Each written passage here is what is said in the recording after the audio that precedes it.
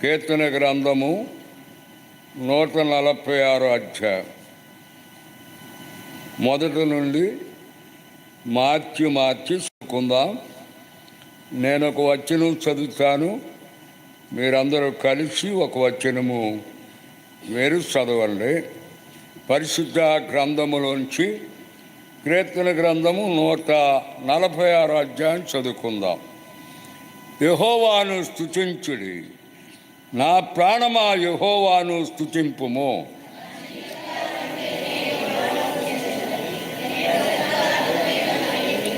రాజుల చేతనైనను నరుల చేతనైనను రక్షణ కలుగదు, వారిని నమ్ముకొనకుడి.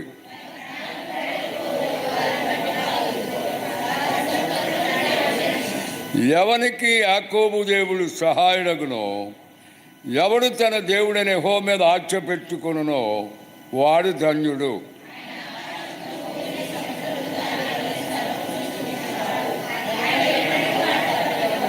బాధపరచబడు వారికి ఆయన న్యాయము తీర్చును, ఆకలి కొనిన వారికి ఆయన ఆహారము దయచేయును. యెహోవా బంధింపబడిన వారిని విడుదల చేయును.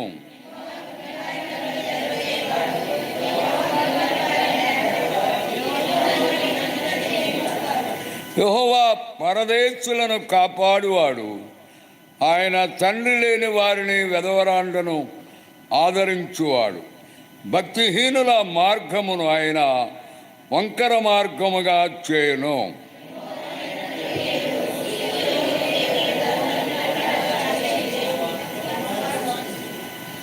మరొక భాగాన్ని చదువుదాం.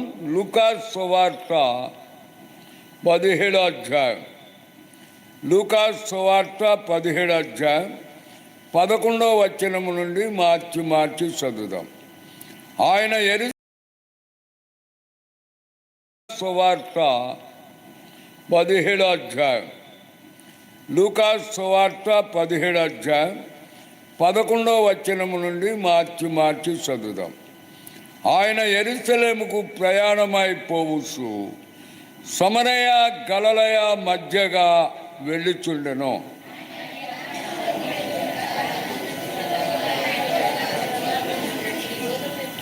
యేసు ప్రభు మమ్ము కరుణించుమని కేకలు వేసిరి.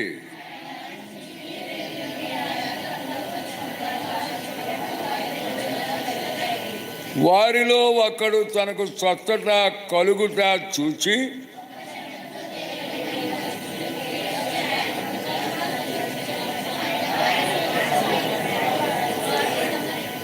అందుకు యేసు 10 మంది శుద్ధులైరి కారా, ఆ తమ్మండుగురు ఎక్కడా?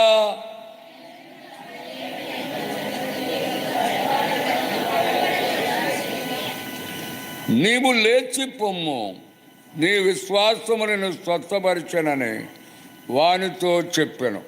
ప్రభు ఈ మాటలో మన కొరకు దీవించునుగాక. ప్రభునందు ప్రియమైన వారలారా, ఈరోజు పరిశుద్ధ దినము, ప్రభువుని ఆరాధించే రోజు, భక్తులందరూ కూడా దేవుని సన్నిధికి వెళ్ళే రోజు. అంచేత ఆదివారం ఎప్పుడు వస్తుందా, నేను ఎప్పుడు ఆరాధనకు వెళ్ళాలనే ఆశతో, ఎంతో కోరికతో వారు సిద్ధపడుతూ ఉంటారు. అందుచేత ఆదివారం అనేది ప్రాముఖ్యమైనది. వారం రోజులో ఇది చాలా ప్రాముఖ్యమైనది. ఎందుకంటే ప్రియులారా, ప్రభువైన యేసుక్రీస్తు వారు నీ కొరకు నా కొరకు లోకములోనికి వచ్చి మన నిమిత్తం ఆయన శ్రమలు బాధలు అనుభవించి చివరకు మన కొరకు ఆయన రక్తమంతా కార్చి ఆయన మన కొరకు సిలువలో ప్రాణమర్పించాడు. తిరిగి ఆయన సమాధి చేయబడి 3వ దినాన్ని తిరిగి లేచాడు. ఆ రోజే ఈరోజు. అందుచేత ఏదో సంవత్సరానికి ఒకసారి ఈస్టర్గా ఉంచుకుని అది ఆదివారంగా తలంచడం కాదు, కానీ లోకములో మనం బ్రతికి ఉన్నంత కాలము ప్రభు సన్నిధిలో మనం ప్రభుని ఆరాధించాలి. నిత్యము దేవుని ఆరాధించాలి. ప్రభు సన్నిధిలో ఎల్లవేళలా ప్రభుని స్తుతించాలి. ప్రతి విషయంలో దేవుని ఘనపరచాలి. ఆదివారం అనేది ప్రత్యేకమైన రోజు కనుక ఆయన మందిరములో మనం అందరము కూడా కనబడం. అదే కాదు, ఈరోజు మళ్ళా రొట్టెలో పాలిభాగం పొందే రోజు. దేవుని బిడలైన వారు ఎవరు రక్షించబడ్డారో, ఎవరు మారు మనసు పొంది బాప్తిసం తీసుకున్నారో వారందరూ కూడా ప్రభు యొక్క రక్తమాంసాల్లో ఏం చేయాలి, వారు ఏకీభించాలి. అందుచేత ఎవరు కూడా ఆదివారము డినై చేయరు. ఆదివారం అందరూ కూడా ప్రభు సన్నిధికి వస్తారు. చాలామంది మరి సీనియర్ కలిగినటువంటి విశ్వాసులే ఆదివారము తన సొంత పనులలో వెళుతూ దేవుణ్ణి ఆరాధించుకోకుండా ప్రయాణాలు చేస్తూ ఫంక్షన్లకు వెళ్తూ వారి జీవితాన్ని గడుపుతారు. నేను ఫంక్షన్లకి అక్కడికిక్కడికి వెళ్ళొద్దని చెప్తా లేదు, కానీ తప్పనిసరిగా నీ జీవితంలో ప్రథమ స్థానం అనేది ఎవరికి ఇవ్వాలి? ప్రభువుకి ఇవ్వాలి. మరి నీవు ఈ రీతిగా ప్రభు సన్నిధికి ప్రతి ఆదివారము కనబడుతున్నావా? నువ్వు కనబడ్డావో లేదో నాకు తెలియదు, కానీ పైనున్న ఆయనకి నీ సంగతి నా సంగతి ఆయనకి బాగా తెలుసు. నేను నా సంఘంలో ఒక మాట చెప్తాను. ఆదివారం మీరు ఆరాధనకు వచ్చేవారు చిన్న డబ్బా తీసుకుని అందులో ఆ చింతపండు గింజ వేసుకోండి అని చెప్పాను. అప్పుడు ఆదివారం ఆరాధనకు వస్తేనే ఆ గింజ అందులో వెయ్యి, లేకపోతే ఎద్దు. అప్పుడు సంవత్సరం ఆకారంలో ఎన్ని గింజలు వచ్చాయో లెక్కెట్టు. అప్పుడు ఆబ్సెంట్లు ఎన్నో ప్రజెంట్లు ఎన్నో నీకు బాగా తెలుస్తుందా తెలీదా? తెలుస్తుంది. అలాగా నేను చెప్పాను. ఒక ఆవిడ ఆ గింజలన్నీ తీసుకొచ్చి ఇక్కడ దెమ్మరిచ్చింది. అవన్నీ లెక్క పెడితే మొత్తం ఎన్నున్నాయి? చెప్పవేంటి? సంవత్సరానికి ఎన్ని ఆదివారాలా? అయ్యో, సంవత్సరానికి ఎన్ని ఆదివారాలా? 52 ఆదివారాలు. ఎన్ని గింజలున్నాయి? 52 ఉన్నాయి. చాలా మంచిగా వచ్చింది ఆ సిస్టర్ గారు. అలాగే మనమందరం కూడా ఉండాలి. అందుచేత దేవుడు మనకి ఇచ్చినటువంటి ఈ ఆధిక్యతను మనం ఎప్పుడు కూడా మర్చిపోకూడదు. ఆ విషయంలో దావీదు గారు ఎంతో గొప్ప దైవజనుడు. దేవుని ఆరాధించుటలో ఏమాత్రము కూడా వెనకంజ వేసిన వాడు కాదు. ప్రభువునే నిత్యము స్తుతించేవాడు, ప్రభువునే గణపరిచేవాడు. ఆయన తన జీవితంలో గొర్రెలు కాస్తున్నటువంటి వ్యక్తిగా ఉన్నప్పుడు కూడా దేవుణ్ణి ఆరాధించాడు. ఆ గొర్రెలు కాస్తున్నప్పుడే ఆ విషయాన్ని 23వ కీర్తనలో రచించాడు. యెహోవా నా కాపరి, నాకు లేమి కలుగదు. అంచేత ఆయన సన్నిధిలో నువ్వు ఆయన కాపరిగా ఉంచుకుని ఆయన ఆరాధిస్తే నీకు అన్ని మేలులు ప్రభువు నీకు అనుగ్రహిస్తాడు. ఇప్పుడు మనం చదివిన ఈ కీర్తన కూడా దైవజనుడైన దావీదు గారే రాశాడు. ఆ మొదటి వచనంలో ఏమంటున్నాడు ఆయన? చదవండి. మొదటి వచనంలో ఆయన పలుకుతున్న మాట, యెహోవాను స్తుతించుడి, నా ప్రాణమా యెహోవాను సన్నుతించు. కనుక యెహోవాను స్తుతించుడి అని మనందరికీ చెప్తున్నాడు. రెండోది ఆయన అంటున్నాడు, నా ప్రాణమా దేవుని స్తుతించు, ఆయన స్తుతించు, ఆయన ఘనపరచు, ఆయన సేవించు. అంచేతనే కీర్తనాకారుడు దావీదు చాలా కీర్తనలు రాశాడు. సుమారు 70 కీర్తనల వరకు ఆయనే రాశాడు. మిగతా కీర్తనలు మోసే గారు రాశారు, సొలొమోను గారు రాశారు, ఆ కోరహు కుమారు రాశారు, ఆసా గారు రాశారు. వీళ్ళందరికీ కూడా ఎవరు రాసినా కానీ దేవుని ఆత్మ ద్వారా రాయబడినటువంటి మాటలవి. అందుచేత ప్రియమైన దేవుని బిడ్డలారా, మనమందరము కూడా దేవుని ఆరాధించి నిత్యము ఆయన స్తుతించవలసిన వారిగా ఉన్నాం. ఇక్కడ అంటున్నాడు, నా ప్రాణమా ఆయన్నే స్తుతించు. ఎంతకాలమో నా జీవిత కాలమంతే నేను యెహోవాను స్తుతించదను. నేను బ్రతుకు కాలమంతే నా దేవుని కీర్తించెదను ఉన్నంత కాలములో. ఇదే భక్తుడు 104వ అధ్యాయంలో కూడా 33వ వచనంలో ఏమంటున్నాడో దేవుని వాక్యములో చదవండి త్వరగా. నా జీవిత కాలం అంతే నేను యెహోవాను కీర్తనలు పాడేదను, నేనున్నంత కాలము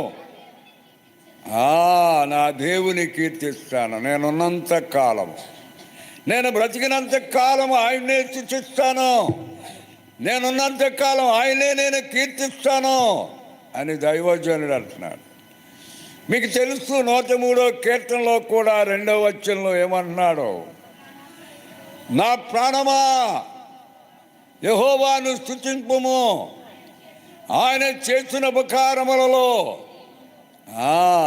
ఆయన మనందరికి ఏం చేశాడు? ఉపకారాలు చేశాడు. ఎందుకని ఆయన ఏమై ఉన్నాడు? 145:9 ఏమన్నాడు దేవుని వాక్యములో? యెహోవా అందరికీ, అందరంటే తణుకులో ఉన్నవారికా ఏంటి? అందరికీ, మంచివారికి చెడ్డవారికి కూడా ఆయన ఏం చేస్తున్నాడు? మంచివారి మీదను చెడ్డవారి మీదను తన సూర్యుని యొక్క కాంతిని ఏం చేస్తున్నాడో ప్రకాశింపజేస్తున్నాడు. అందుచేత పిల్లారా, ఈ ఆదివారం అన్ని జీవితంలో ఎప్పుడూ మర్చిపోకుండా ప్రభుని స్తుతించాలి, ప్రభుని గణపరచాలి. 34వ కీర్తనలో కూడా ఏమంటున్నాడు ఆయన? 34వ కీర్తన 1వ వచనములో, నేను ఎల్లప్పుడూ యెహోవాను సన్నుతించెదను, నిత్యము ఆయన కీర్తి నా నోట ఉంటుంది. నిరంతరము ఆయన కూర్చున్నటువంటి గానము, ఆయన స్తుతించే జీవితం ఉండాలి.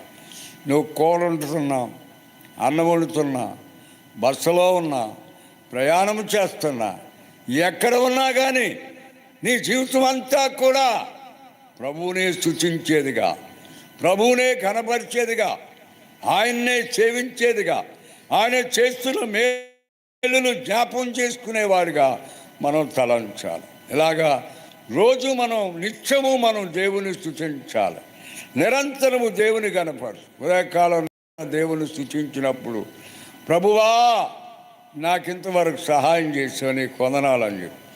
నాకు 75 సంవత్సరాలు 10 నెలలు గడిచినవి, ఇది 5వ రోజు నా వయస్సు.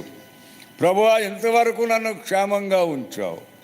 75 సంవత్సరాలు పూర్తయినా, 10 నెలలు పూర్తయినా, 11వ నెల ఇది 5వ రోజు. ఈ రీతిగా దేవుడు నన్ను సజీవుగా ఉంచావు ప్రభువా, నీకు వందనాలు. అందుచేత నిరంతరము దేవుని మనము స్తుతించాలి, నిత్యము దేవుని ఘనపరిచి ఆయన నామమును స్మరించవలసిన వారిగా ఉన్నాం. ఆయనను మన జీవితంలో కీర్తించవలసిన వారు. భక్తులు ఎలాగే స్తుతించారు. పౌలు గారు కూడా ఇదే స్తుతించాడు. ఏమంటున్నాడు ఆయన? దేవుని వాక్యములో తీమోతికి రాసిన 1వ పత్రిక 1వ అధ్యాయము 12వ వచనములో చదవండి. ఏమంటున్నాడో? పూర్వము దోషకుడను హింసకుడను హానికరుడనైన నన్ను తన పరిచర్యకులను నియమించిన ఆ నమ్మకమైన వానిగా ఎంచినందుకు నన్ను బలపరిచిన మన ప్రభువైన యేసు క్రీస్తునకు కృతజ్ఞుడనై ఉన్నాను. ఎలాగున్నాడంటే ఆయన కృతజ్ఞుడై ఉన్నాను. మన జీవితంలో ఆయన మన పట్ల చేసిన మేలును మర్చిపోకూడదు. హానికరుడ ఎంత కూడాను దేవదూత కూడాను నేను హానికరుడ ఎంత కూడాను దేవదూత కూడాను నేను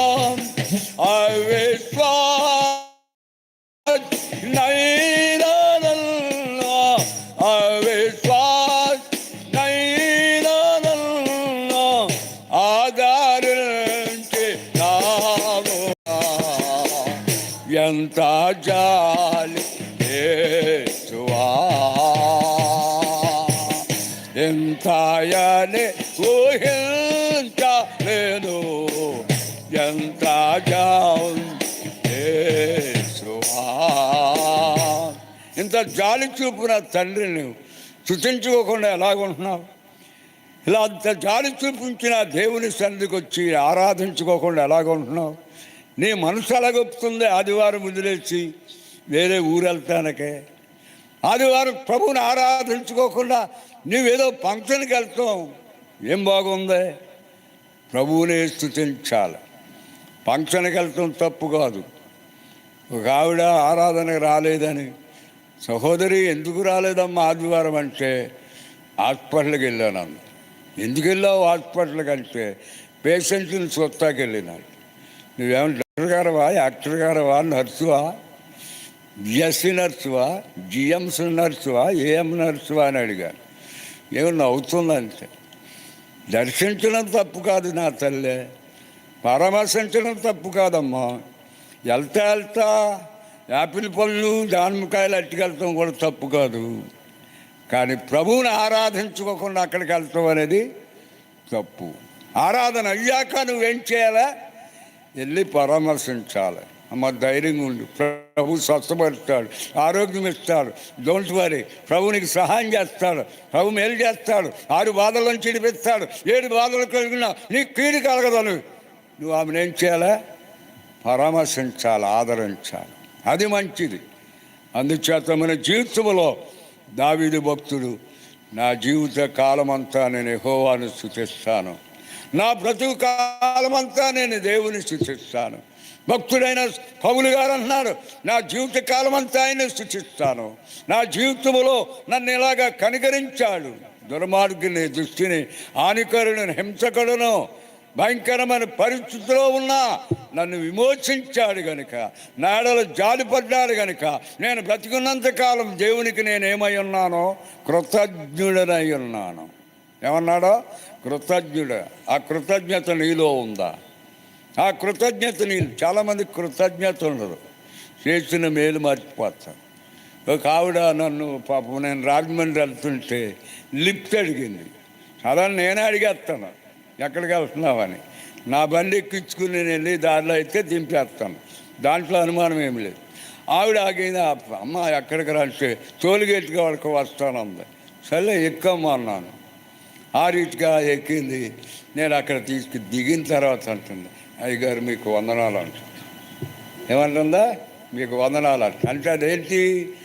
కృతజ్ఞత, థ్యాంక్ యూ అంటారు. అలాగే మన జీవితంలో ఒక మనుషుడు కాస్త సహాయం చేసినందుకే థ్యాంక్స్ చెప్తే, నిన్ను పుట్టించిన దేవునికి, నిన్ను కలుగజేసిన దేవునికి, నిన్ను పోషించిన దేవునికి, నిన్ను ఆదరించిన దేవునికి జీవిత కాలమంతా ఏం చేయాలి? ఆయన్ని మహిమపరచాలి, ఆయన స్తుతించాలి కదా.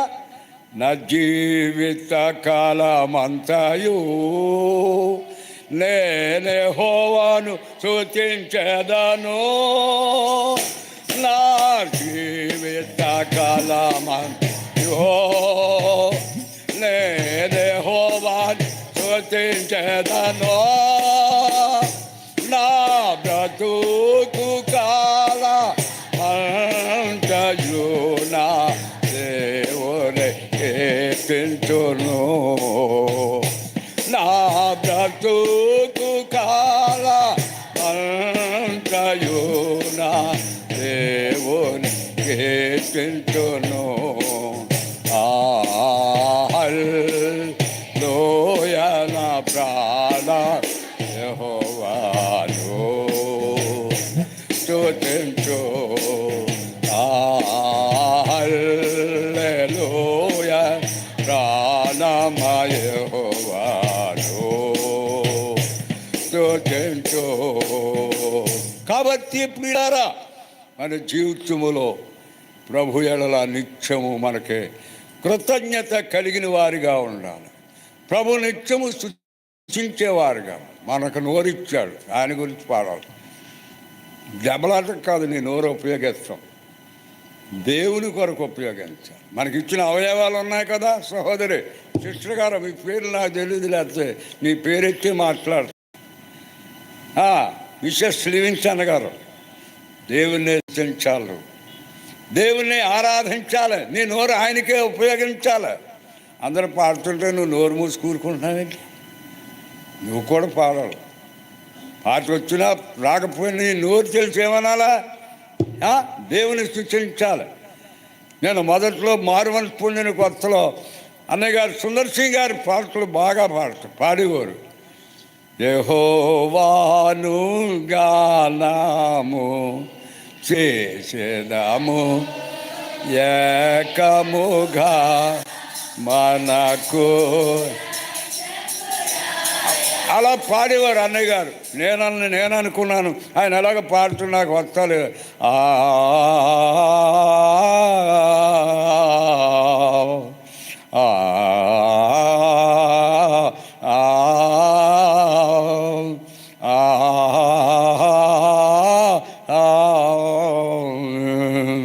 అనుకున్నాను నేను. తర్వాత పుస్తకంలో చూసి అప్పుడు అలాగ మాటలు నేర్చుకున్నాను. ఏదేమైనా నీ బ్రతుకు కాలం అంతా దేవుణ్ణే స్మరణ చేయాలి, నీ జీవితకాలం అంతా ఆయనే స్తుతించాలి. ఈ సమయంలో ఎందుకు మనం దేవుణ్ణి ఆరాధించాలనేది ప్రశ్న. ఇక్కడ ఎందుకు దేవుణ్ణి ఆరాధిస్తున్నాను? దేవుని వాక్యములో మన చదివిన భాగంలో 146వ కీర్తన 3వ వచనము చదువు. రాజుల చేతనైన నరుల చేతనైనను, అది సంగతి. రాజుల వల్ల రక్షణ కలగలేదు, నరుల వల్ల రక్షణ కలగలేదు. నీ జీవితంలో నేను రక్షించిన వాడు ఎవరు? యేసు ప్రభువే, ఆయనే రక్షించిన వాడు. రక్షణ అంటే అర్థమేంటి? రక్షణ అంటే అర్థమేంటి? తను తాను రక్షించుకోలేనోడికి ఏం కావాలా? రక్షణ కావాలి, అవునా కదా? ఉదాహరణగా మా సైడ్ నేల నూతులు ఉంటాయి. ఆ నేల నూతులో పొలాలు పని చేసుకునేటప్పుడు పొలంలో నేల నూతులు ఉంటాయి. గబగబా ఒక వ్యక్తి నడుస్తూ మరి చూడలేదు ఏమైపోయిందో, మొత్తానికి ఎందులో పడ్డాడా? నూతులో పడ్డాడు. నూతులో పడి ఆయన కేకలాడుతున్నాడు. ఏమని? అయ్యా అయ్యా అయ్యా నన్ను రక్షించండి, ప్లీజ్ హెల్ప్ మీ అని కేకలేస్తున్నాడు. ఎందులో ఉండి అందరూ వచ్చారు సుడిదెరగా. అందులో ఒకడు అంటున్నాడు, అబ్బాయి చూసుకోలేదు, నీకు కళ్ళు కనపడలేదా? ఇక్కడ నిజం ఉందని తెలీదా? ఇంటిగా మాటల వల్ల యాడికేమైనా ఉపకారం అంటారా? చెప్పనా? మీరేం మాట్లాడతలేదేంటి? నా బాధ మీకు అర్థమవుతలేదా ఏంటి? అలాగ అంటున్నాడు అంతే. ఇంకొకడు అంటున్నాడు, అక్కడే ఉండలే, టీ పంపిస్తాను తాగు, వేడిది టీ కావాలాడికి. లేదు 2 ఇడ్లీలు పంపిస్తాను తినేసి అక్కడే ఉంది. ఆడికి ఏం అక్కర్లేదు. ఏమంటున్నాడా? రక్షించండి. అప్పుడు ఒక ఆయన బలమైనడు వచ్చి ఒక పగ్గం, ఒక తాడు కిందకేసి, అబ్బాయి గట్టిగా పట్టుకో అన్నాడు. ఆ తాడు ఆడు గట్టిగా పట్టుకుంటే ఈడేం చేశాడు? తాడు బయటికి లాగాడు. అప్పుడు బయటకు వచ్చాక, అయ్యా దేవుళ్ళలాగా నన్ను రక్షించావంటున్నాడు. అందుచేత పిల్లారా, రక్షణ అంటే అర్థం ఏంటంటే తను తాను రక్షించుకోలేని వాడికి ఏం కావాలా? అలాగే మనము పాపముల చేత అపరాధముల చేత సచ్చిన వారిగా ఉండగా యేసు ప్రభు మనల్ని ఏం చేశాడు? రక్షించాడు. రక్షణ ఆయన దగ్గరే ఉంది. అపోస్తలుల కార్యాలు 4:12 ఏమన్నాడో త్వరగా చదవాలి, కన్నదాకా వచ్చారు మీ మాటలు మీకు చదివే. మరి ఎవని వలనను కలుగదు, ఈ నామం వలననే మనం రక్షణ పొందవలని. కానీ ఆకాశము క్రింద మనుషులలో గీయబడిన మరి ఏ నామమున మనము ఏ నామములో రక్షణ ఉంది? యేసు నామములోనే రక్షణ. యేసు ప్రభువే రక్షకుడు కదా. యేసు ప్రభువే లోక రక్షకుడు, వేరెవ్వరు లేరు పాపులైన మనలా రక్షింప. వేరెవ్వరు లేరు పాపులైన మనలా రక్షింప. లోక సృష్టికర్త పాపం పాపం నరునిగా భూమికి అరుదంచే లోక సృష్టికర్త పాపము పాపా నరునిగా భూమికి అరుదంచే పాపిని రక్షింప వాళ్ళు మరణించే ప్రేమతో నిన్ను విడిపింప వేరెవ్వరు కాదు సర్వాధికారి యేసుడే. కాబట్టి ఆయనే మనల్ని రక్షించేవాడు, ఆయనే రక్షించాడు. నన్ను కూడా ఆయనే రక్షించాడు. ఆ ప్రభు నన్ను రక్షించాడు. 1965 సంవత్సరము జనవరి నెల 8వ తారీఖుని ప్రభు నా పాపాల నుండి విడిపించాడు, నా జీవితాన్ని మార్చాడు. కాబట్టి మనకు ఏమి కలిగింది? రక్షణ భాగ్యం. అంచేత దావీదు అంటున్నాడు, రాజుల వల్ల మనుషుల వల్ల రక్షణ కలగలేదు, ఆ ప్రభువే నన్ను ఏం చేశాడు? రక్షించాడు కనుక ఆయన్నే నేను స్తుతిస్తున్నానన్నాడు. అది మొదటిది. రెండవది ఏమంటున్నాడో 5వ వచనం మన భాగంలో, ఎవనికి యాకోబు దేవుడు సహాయుడగును, ఎవడు తన దేవుడైన యెహోవా మీద ఆశ పెట్టుకొనునో. రెండవది, నీ ప్రభు నీకు ఎలాంటి వాడంటే సహాయం చేసేవాడు. ఏం చేస్తాడు ఆయన? సహాయం చేసేవాడు. మనకు సహాయం చేసే దేవుడు, మనకు మేలు చేసే దేవుడు, సహాయం చేసేవాడు. యెహోవా దక్షిణ హస్తం మహోన్నతమైనది. యెహోవా దక్షిణ హస్తం మనకు విడిపించేది, సహాయం చేసేది. నీతి అన్న నా దక్షిణ హస్తముతో నేను నిన్ను ఆదుకొందునని యెషయా గ్రంథంలో ఉంది. కనుక పిల్లారా, సహాయం చేసినవాడు యాకోబుకి సహాయం చేశాడు, యాకోబుని గుర్తించాడు. యాకోబు అంటే అర్థం ఏంటి? మోసగాడు. వాళ్ళ అన్నయ్యని మోసం చేశాడు, మాంగారిని మోసం చేశాడు. మనం కూడా అలాంటి వాళ్ళమే. కాకపోతే ఆయన పేరు బైబిల్లో చెప్పని నీ పేరు చెప్పలేదు కనుక నువ్వు నేను కూడా లోకంలో ఎటువంటి వారమో మోసగాళ్ళం. అయితే దేవుడు మనల్ని ఇశ్రాయేలుగా మార్చాడు, సహాయం చేశాడు. అప్పుడు వాళ్ళ అమ్మ అంది, రే ఇక్కడ ఉంటే మీ అన్నయ్య నేను చంపేస్తాడరా, నువ్వు పారిపోతే మంచిది అని చెబితే యాకోబు ఎవరు మార్చున్నాడు? వాళ్ళ అమ్మ మార్చిని ఏం చేశాడు? వెళ్ళిపోయాడు. ఆ ఊరు వెళ్ళిపోయాడు. ఏ ఊరు? ఏంటి ఎంతమంది ఉన్నారు? ఏ ఊరు వెళ్ళాడు? వాళ్ళ అమ్మ వాళ్ళు ఏ ఊరు? ఏంటండి వాళ్ళ మేనమామ ఊరు ఏ ఊరు? పద్దనరావుకి వెళ్ళిపోరా, అక్కడ లాభాన్ని ఉన్నాడు మీ మేనమామ, నిన్ను చాలా ఆదరిస్తాడు, పొమ్మన్నది. చల్లి వెళ్ళిపోడు. మళ్ళీ మా అన్నయ్య కొట్టేస్తాడు. అది వెళ్ళిపోడు ఇష్టం వచ్చినట్టు వెళ్ళిపోయి చూసినట్టు తిరిగేస్తాడు. చీకటాడిపోతే ముందుకెళ్తాకే దారి కనబడతాడు. ఏం చేశాడు?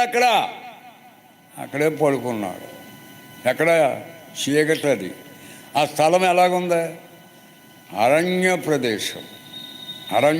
చదువు ద్వితీయోపదేశకాండం 32వ అధ్యాయం 9వ వచనము చదువు. ఏమంటున్నాడో చదవాలి, త్వరగా చదవాలండి. యెహోవా వంతు ఆయన జనము, ఆయన స్వచ్ఛ భాగము యాకోబే, అరణ్య ప్రదేశములోను భీకర ధ్వనిగల పాడైన ఎడారిలోను వాని కనుగొని ఆవరించి పరమశించి తన కనుపాపవలే. అరణ్యములు ఏముంటాయండి? పులులు, పెద్ద పులులు, పాములు, జేరులు, అనేకమైన క్రూర జంతువులు ఉంటాయి. కానీ దేవుడు యాకోబుకు సహాయం చేశాడు.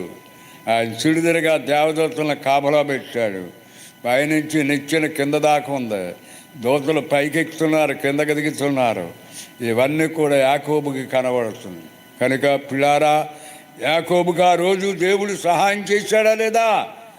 అంచేత దేవుడు ఆయన్ని ధన్యుడిగా చేశాడు. కనుక మొదటిది రక్షించినవాడు, రెండవది సహాయం చేసినవాడు, మూడవది చూడు దేవుని వాక్యములో 7వ వచనం, బాధపరచబడి వారికి ఆయన న్యాయము తీర్చును, ఆకలి కొనిన వారికి ఆయన ఆహారము. అంతేకాదు, ఆహారం దయచేయడం అంటే అర్థం ఏంటంటే నిన్ను నన్ను పోషించేవాడు ఆయనే. అవునా కదా? నిన్ను నన్ను పోషించేవాడు ఆయనే. రే, గుర్రం గుడిది గడ్డి కావాలో వద్దురా దానిక? తింటారా? తిందా? గుడ్డిదే గుడి తింటుందా? గుడ్డిది గుడి తిందా? ఏరా, గుర్రం గుడ్డిదైనా గడ్డి తింటారా? తిందా? తింటారా? కళ్ళు అయితే లేవు కానీ నోరు ఉంది కదా. నోరు ఎందుకు ఎత్తాడు దేవుడు? తింటాకెత్తాడు. అంచేత దేవుడు మనల్ని పోషించే దేవుడు. దేవుడు మనకేమిచ్చాడో ప్రార్థన చేసుకుని తినాలి. అలా తింటున్నావా? అన్నం తిన్నప్పుడు ప్రార్థన చేసుకుంటున్నావా లేదురా? చేసుకుని తింటున్నావా? లేదా కుక్కలాగా తినేస్తున్నావా ప్రార్థన లేకుండా? ఈ దేవుడు మనకేమిచ్చినా ప్రార్థన చేసుకునే మనము తినాలి. ప్రభువా ఈరోజు ఇలాగ ఇచ్చాను, ఈరోజు సహాయం చేసి. నా సేవా దినాల్లో అన్నం ఉండేది కాదు. 3 రోజులకి తర్వాత ఏదో కాస్త అన్నం ఉంటే ఆ రోజు తినేవాడు. నేను గండేజరాలు గారు తాడేపల్లిగూడి మంజులులో ఉండేవారు. చాలామంది ఉండేవారు. సేరు బియ్యం ఉండేవారు. ఆ ఉన్న పింగాణి గిన్నెలు ఉండే, అందులో తలక కాతేసి ఒక్కో రోజు కూర ఉండేది, పప్పు సారు. ఏమీ రోజుని ఆ గింజే బాగా నీళ్ళు కలిపేసి ఆ గిన్నెలు ఎత్తే, ప్రభువా ఈరోజు ఈ అన్నం ఇచ్చావు అని వందనాలు చెప్పి అది తినటం జరిగేది. కనుక దేవుడు అలాగా పోషించాడు. దేవుడు అలా పోషణకర్తగా ఉన్నాడు. ఆయన పోషించే దేవుడు. ఆకలి కొనిన వారికి ఆయన ఆహారము దయచేస్తాడు. 100వ అధ్యాయం 3వ వచనంలో ఏమన్నాడో చదువు త్వరగా. దేవుని వాక్యంలో యెహోవాయే దేవుడని తెలుసుకుని ఆయనే మనల్ని పుట్టించను. మనం ఆయన వారము, మనం ఆయన ప్రజలము. ఆయన మేపే ఆయన మనల్ని ఏం చేస్తున్నాడు? మేపుతున్నాడు. దేవుడు మళ్ళీ అలా పోల్చాడు. మనం ఇప్పుడు ఎవరో గొర్రెలం. బైబిల్లో చాలామందిని ఎలా పోల్చాడు? గొర్రెలుగా, మేకలుగా పోల్చాడా లేదా?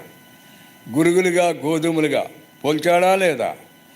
మంచి చేపలుగా, చెడ్డ చేపలుగా పోల్చాడు. ఇదివరకు నేను మంచి చేపలు, చెడ్డ చేపలు చెప్పాను కదా, ఎవరికైనా గుర్తున్నాయా? మంచి చేపకు ఉండే లక్షణాలు చాలా చెప్పాను, 8, 9 లక్షణాలు. అందులో లక్షణం చెప్పు. లివింగ్స్టన్ గారి భార్య చేపల గురించి చెప్పాను కదరా. ఆ చేపలకు ఉండే లక్షణాలు ఏమేమి చెప్పాను? చాలా చెప్పాను. మొదటిది, ఆ చేప ఎలాంటిది? మంచిది. ఎలాంటిది? ఇలా చెప్పాను మీకు. మంచి చేప. మంచి చేప అయితే అది ఎక్కడికి వచ్చింది? గంపలోకి వచ్చింది. చెడ్డ చేప ఎక్కడికి వెళ్ళింది? బయట పడేశారు. అలాగే మన జీవితం. ఇంకోటి చెప్పు. మంచి చేపకుండే 2వ లక్షణం, ఏదో లక్షణం చెప్పు. మాట వినే చేప. ఏం చేప అది? కంపార్వాడ్ అంటూ వచ్చిందా లేదా? ఎవరన్నారు? కంపార్వాడ్ రమ్మని ఎవరన్నారో? దేవుడు అన్నాడో. చేప వచ్చిందా లేదా? మా తిన్నాదా లేదా? యోనా వినకపోయినా ఎవరన్నారో? చేప విన్నాడు. వినే చేపగా ఉండాలి మనం, నిర్లక్ష్యంగా ఉండకూడదు. అందుచేత దేవుడు మనల్ని పోషించేవాడిగా ఉన్నాడు. దేవుడు మనల్ని ఏం చేస్తున్నాడో? పోషిస్తున్నాడు. ఆయన పోషించే దేవుడు. ఏం చేశాడు కరువు కాలంలో? 1 రాజుల గ్రంథం 17వ అధ్యాయం 1వ వచనంలో ఏమి రాయబడ్డది? 1 రాజుల గ్రంథం 17వ అధ్యాయం 1వ వచనంలో ఏమి రాయబడ్డది?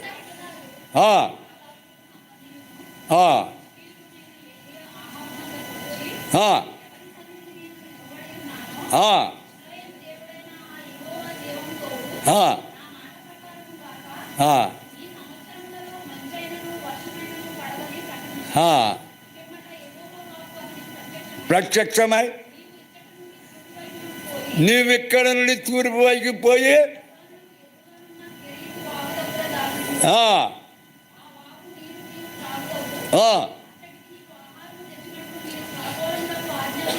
ఆజ్ఞాపించాడంట. ఎవరికే?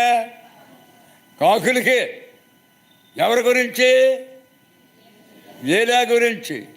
ఏం పట్టుకెళ్ళమని? ఆహారం పట్టుకెళ్ళి. ఏంటి ఆహారం? అన్నవియా నాన్ అన్నవియా చెప్పండి. వెజిటేబుల్ భోజనమా, లేకపోతే కాయగూరల భోజనమా, లేకపోతే మాంసమా? ఏ రోజులు అయ్యి? కరువు రోజుల్లో కూడా ఏం ఆహారం? దేవుడు ఎంత గొప్పవాడో చూడు. కాకులు అట్టుకెళ్తా అసలు? కాకులు అసలు అట్టుకెళ్ళవు. ఆడ అసలు ఏడుతూ ఉంటే వాళ్ళ అమ్మ కొనుక్కోమని అర్ధనా ఇచ్చిందంట. అర్ధనా తెలుసా నీకు? ఇక్కడ ఉన్న వాళ్ళకి అర్ధనా తెలుసా? తెలిసిన వాళ్ళు చెయ్యొచ్చు ఒకసారి. Very good, very good. అర్ధనా ఇస్తే అర్ధనాకి ఇంత ఉండొచ్చుదాహంగా ఆ రోజుల్లో. ఆడేదో తింటున్నాడు, సగం తినేసాడు పాపం. ఈ లోపల చూసింది దొంగ కాకి, అంతా నెతికిపోయింది.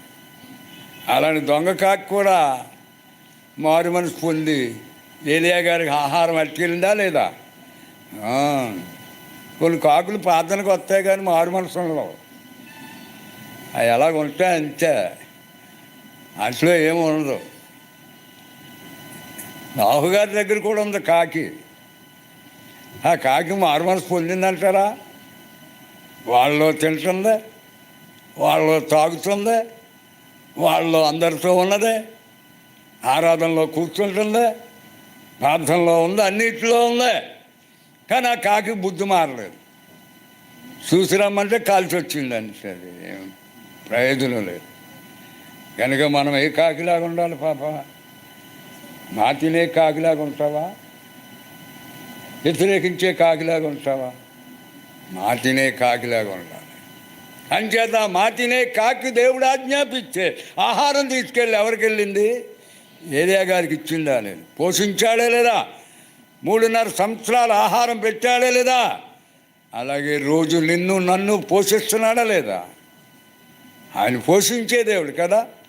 పిల్లలానా చేర్వదించేయో బలపరచని గోమాముల్. పిల్లలానా చేర్వదించే బలపరచని గోమాముల్. పంచి గోధుమ పంటతో నిన్ను తృప్తిగా ఉంచును. మంచి గోధుమ పంటతో నిన్ను తృప్తిగా ఉంచును. దేవునికే గానము చే. కాబట్టి ప్రియులారా, పోషించిన దేవునికి స్తోత్రం చెప్పాలి.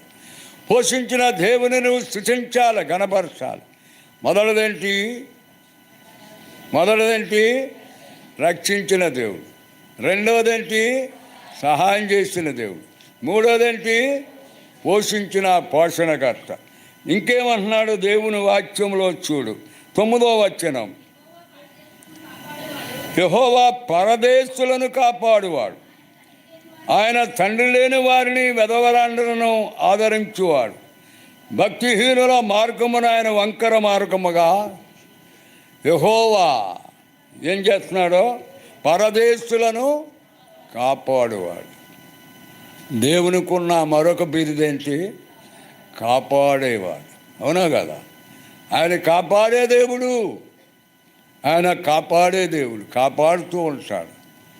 దేవుని వాక్యములు 121:4 ఏమన్నాడో? దేవుని వాక్యంలో ఇశ్రాయేలుని కాపాడువాడు కునుకడు. ఆయన కులికితే మన పని ఇంతే సంగతిలో. నువ్వు పడుకున్నా కానీ తెల్లవారు నిన్ను ఏం చేస్తున్నాడు? దేవుడు కాపాడుతున్నాడు. లేకపోతే మంచంతో సమాప్తమే. నువ్వు ఎంత లేచినా లేగవే. ఇంకా ఆయన లేకపోతే మన పని అంతా కదా. గండి అన్నమ్మగారు ఉండేవారు తాడేపూలుగుడిలో. అమ్మగారు గండేశ్వరాలు గారు తల్లి గారు, వారికి 4 కూతుళ్ళు, 3 కొడుకులు, అందరూ సేవలో ఉండేవారు. మేము కూడా ఉండేవాడు. పొద్దున్న 5 గంటలకు వచ్చి, బాబా దానిలో అప్పుడే 11 వచ్చాం ప్రార్థన జరిపి. సైకిల్ వేసుకెళ్ళి మళ్ళా నల్లచర్లు వెళ్ళి తొక్కుకుంటూ వచ్చి పడుకున్నాం. తెల్లారు 5 గంటలకు వచ్చి బాబు దానిలో మళ్ళీ 5 గంటలు లెగిసిపోతున్నాయి. ప్రార్థన, గుర్రం ప్రార్థన. కనుక పిల్లారా, ఆయనే మనల్ని ఏం చేస్తాడో కాపాడుతూ ఉంటాడు. నీ ప్రయాణాల్లో ప్రతి పరిస్థితిలో దేవుడు మనల్ని ఏం చేస్తున్నాడో కాపాడుతున్నాడు. ప్రభు సహాయం చేస్తాడు. నీకు ఆయన కుడి పక్కన ఎడం పక్కన కాపుదలగా ఉన్నాడు. ఆ 121 కీర్తన అంతా ఎక్కువ మార్కులు ఎక్కువ సార్లు వచ్చింది. ఏ మాట? కాపాడును కాపాడును కాపాడుననే మాట వచ్చిందా లేదా? అంచేత ఆయన మనల్ని కాపాడుతున్న దేవుడు కనుక ఆయనే స్తుతించాలి, ఆయనే మనం గణపరచాలి, ఆయనే మన జీవితంలో జ్ఞాపం చేసుకోవాలి. కాపాడే దేవుడు, నిత్యము కాపుదలు ఉండే దేవుడు కాపాడుతాడు. శత్రువులు మన మీదకి రాకోకుండా, శత్రువు బాణాలు రాకోకుండా దేవుడు మనల్ని ఏం చేస్తాడో నిత్యము కాపాడుతాడు. యెహోషాపాతు ఆయన ఒక్కడైతే 3 రకాల సైన్యాలు వచ్చాయి ఆయన మీదకి. 2వ దినవృత్తాంతం 20వ అధ్యాయంలో భయపడిపోయాడు ఆయన. అయితే దేవుని సన్నిధిలో ప్రార్థన చేశాడు. ఆ కొత్త స్థల మందిరంలో అందరూ ప్రార్థన చేశారు. వాళ్ళు ఉద్యోగం చేయకోకుండానే దేవుడు వాళ్ళని కాపాడాడు లేదా? కాపాడిన దేవుడు కదండి. ఇశ్రాయేలును కాచు దేవుడు, ఇశ్రాయేలును కాచు దేవుడు, కోను కడు నిద్రపోడు జన్నాడు, కోను కడు నిద్రపోడు జన్నాడు. కొండల తాటు కనులెత్తుచున్నాను, నాకు సాయమెచ్చట నుండి వచ్చును, నాకు సాయమెచ్చట నుండి వచ్చును. కాబట్టి పిల్లారా, ఆయనే నిన్ను నన్ను కాపాడుతుంది, కాపాడే దేవుడు. చివరిగా ఇంకో వచనం, ఆఖరు వచనం చదువు.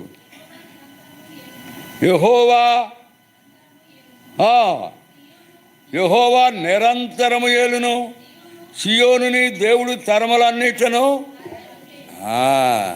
మనకు అది ఒకటి ఉంది. ఇప్పుడు దేవుడు మనల్ని తీసుకెళ్తాడు. అమ్మా, నేనుండు స్థలములో మీరు ఉండులాగున మరలా వచ్చి మీరందరూ నా యొద్ద ఉండుటకు నేను మరలా వచ్చి మిమ్మల్ని నేను పోవుదునని అన్నాడా లేదా? అన్నాడా లేదా? ఏం చెప్తలేదు సమాధానం. ఎక్కడన్నాడో చెప్పు, రిఫరెన్స్ చెప్పు. ఎక్కడన్నాడో? ఓ మనిషిని అన్నాను, దేవుడు లోకమును ఎంతో ప్రేమించాను. ఎక్కడ ఉందమ్మా అన్నాను. బైబిల్లో ఉందో చూసుకోమన్నది. ఏమందా? బైబిల్లో ఉందో చూసుకో. నువ్వు కూడా అలాగే అంటున్నావా? అని కాదు. యోహాను సువార్త 14వ అధ్యాయం 2వ వచనంలో మాట ఉందా లేదా? యెహోవా నిరంతరము ఏలువాడు, రాజ్య పరిపాలన చేసేవాడు. ఆయన రాజ్యం మన కొరకు సిద్ధపరిచాడు. మనలోనికి వస్తాడో, మనం తప్పగా ఏం చేస్తాడో తీసుకెళ్తాడో. ఆయనతో నిత్యము ఆనందంగా ఉంటాం. అది ఎలాంటి రాజ్యమో దానియేలు గారు అన్నారు. 2:44 అది శాశ్వతమైన రాజ్యం, అది పొందిన వారికే కానీ మరి ఎవరికే తెలియదు అన్నాడు. అంచేత అలాంటి రాజ్యము నీ కొరకు రాదు. వైదూర్యములు, కెంపు, సువర్ణములతో, 12 గుమ్మాలతో, ముత్యములతో ఆ పట్టణం ఏం చేయబడ్డదా? అలంకరించబడ్డాది.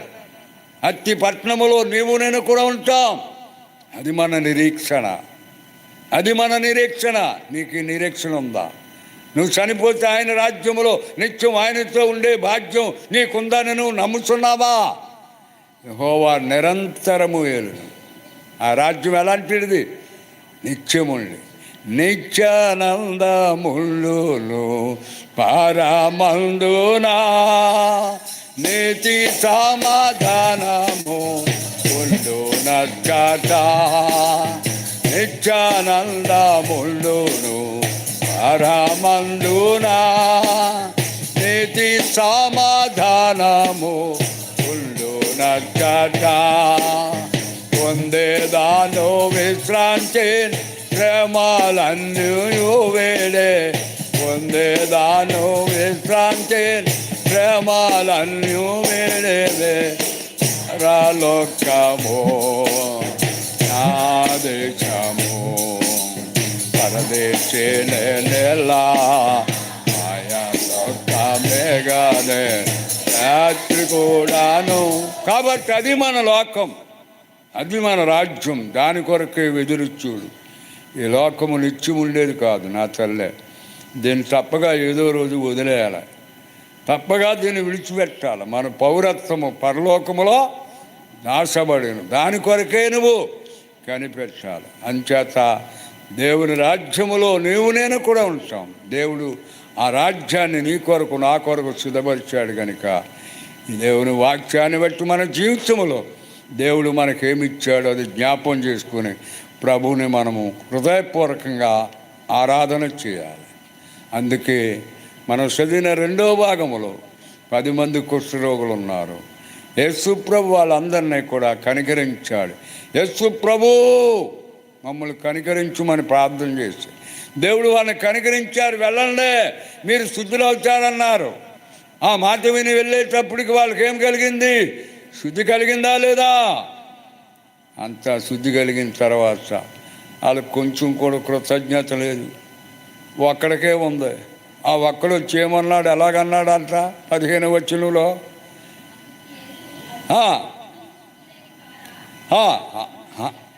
ఏం జరిగింది? 15వ వచనం, వారిలో ఒక్కడు తనకు స్వస్థత కలుగుట చూచి గొప్ప శబ్దముతో, ఒకడు. రానోళ్ళు ఎంతమంది పాపా? రానోళ్ళు ఎంతమంది అంటే నోరు మూసేస్తున్నామండి.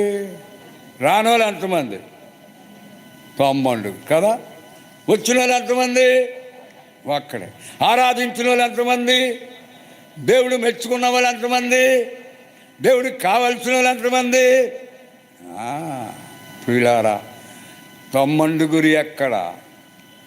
నేను స్వస్థపరిచిన 90 ఎక్కడ? ప్రభు దగ్గరికి వచ్చిన కుష్ఠరోగి వలె ఉన్నావా? ఎగ్గొచ్చిన 90 వలె ఉన్నావా? నీ ఆరాధన ఎలాగుంది? పరీక్ష చేసుకో. దేవుని హృదయపూర్వకంగా స్తుతించు, ఆరాధించు, ప్రభుని మహిమపరచు. అప్పుడు ప్రభు ఎంతో సంతోషించాడు. ఈ అన్యుడు తప్ప అన్నాడు.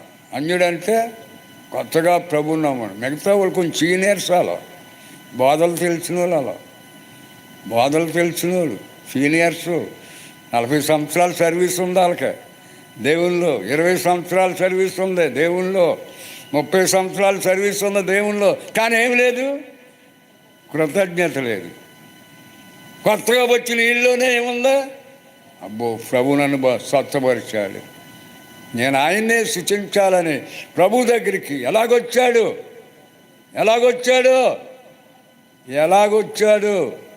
గొప్ప శబ్దముతో, సంతోషముతో, గొప్ప శబ్దంతో వచ్చాడా లేదా? ఆ రీతిగా మన దేవుణ్ణి ఆరాధించాలి. నీ ఆరాధన మందిరం అదిరిపోయేలాగా ఉండాలి. నువ్వు సింగిల్గా ఆరాధన చేసుకున్నప్పుడు ఎలా చేసుకున్నా పర్వాలేదు. 10 మందిలో ఉన్నప్పుడు గట్టిగా చేయాలి. ఎందుకంటే నాకు శ్రముడు. నీ ఆరాధనకి నేను ఆమెనాలంటే నీ ఆరాధన నాకేమవ్వాలి? నిలబడాలి. అవునా కాదా? కనుక ఆ రీతిగా గుర్తించండి. కొద్ది నిమిషాలు ప్రభువుని ఆరాధించుకుందాం. ఆరాధన చేసేవారు గట్టిగా చేయండి, ఆరాధన చేసేవారు క్లుప్తంగా చేయండి. మళ్ళీ ఈ బోధ అంతా మీరు చేయక్కర్లేదు, క్లుప్తంగా చేయండి కొన్ని మాటలు. ఇప్పుడు ఈ మాటలన్నీ కూడా పక్క వాళ్ళు అందరూ, మనం అందరం కూడా ఏం చేయాలి ఆరాధనలో? అంతేనా? పక్కదంతా మాట్లాడాలి. రాత్రి ఏం కూర ఉండేదా? మీ ఆయన ఎప్పుడు వచ్చాడు? డ్యూటీకి వెళ్ళాడా? ఎప్పుడు వస్తాడో?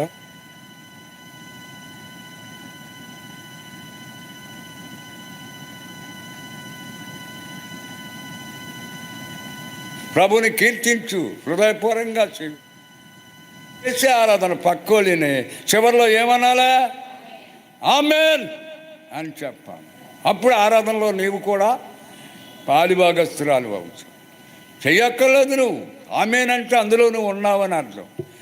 సియోనులో మౌనంగా ఉండిటయే దేవుని స్తుతించుట. చదివావా? అంటే మౌనంగా ఉండమని కాదు, సమయం ఉంటే ఆరాధన చేయి, లేకపోతే అందరితో పాటు నువ్వేమన్నాలా? ఆమేన్ అని చెప్పాలి. అలా కొద్ది నిమిషాలు ఆరాధన చేద్దాం.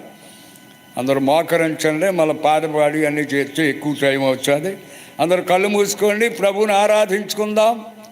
ఆరాధించేదా ప్రభువా దేవా, ఆరాధించేదా ప్రభువా దేవా, ఆత్మతోను.